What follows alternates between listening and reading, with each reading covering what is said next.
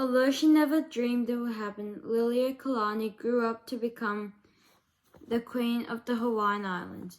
Born on the island of Oahu in 1838, she was in her teens when her parents died.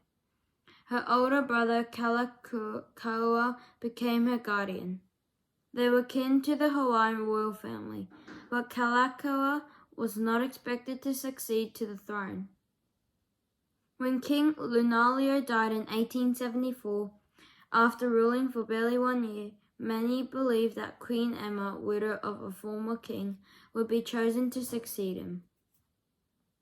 It came as a surprise to Queen Emma's supporters that the elected member of Hawaii's governing body passed her by and proclaimed Kalakaua king instead. King Kalakaua reigned for 17 years. The islands were dominated at that time by powerful planters and businessmen. Chief among them was Sanford Dole. Dole was a lawyer, a politician, and planters' natural leader. In 1887, this group forced Kalakaua to sign away almost all of his powers. That made him Hawaii's ruler in name only. Kalakaua had no children. Following the death of his younger brother in 1877, he chose Liliuokalani to succeed him to the throne.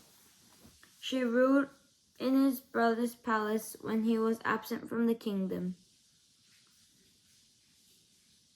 She also represented him at Queen Victoria's Golden Jubilee in London in 1887.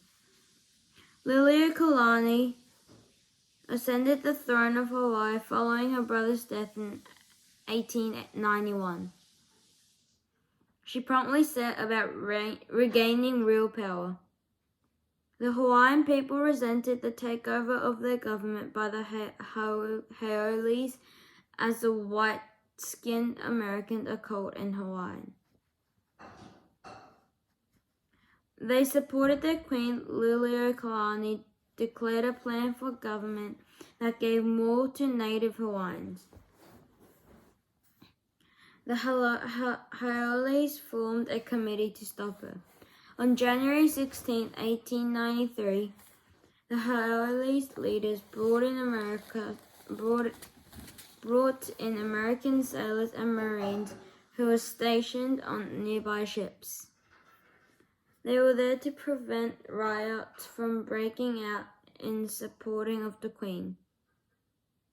The next day, the Committee of Haoles set up in its own government with Sanford Dole as leader. Liliuokalani opposed this. She asked the President of the United States for help. After an investigation, President Grover Cleveland ordered that Liliuokalani must be returned to power. But Dole claimed that the U.S. government had no right to interfere in Hawaii's affairs. On July 4, 1894, he assumed the presidency of the new Republic of Hawaii. Liliuokalani remained queen, but with no power to govern. Early the next year, a group of Liliuokalani supporters rebelled against Dole, accused Liliuokalani of provoking it, and arrested her.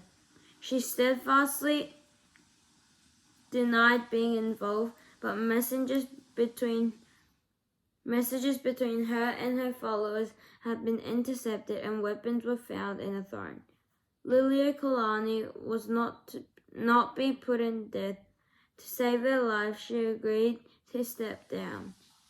She was sentenced to 5 years imprisonment for her role in the revolt. After 8 months, Dole pardoned her on the condition that she take no further part in politics. Liliuokalani withdrew to her home, where she continued to fly the Hawaiian flag.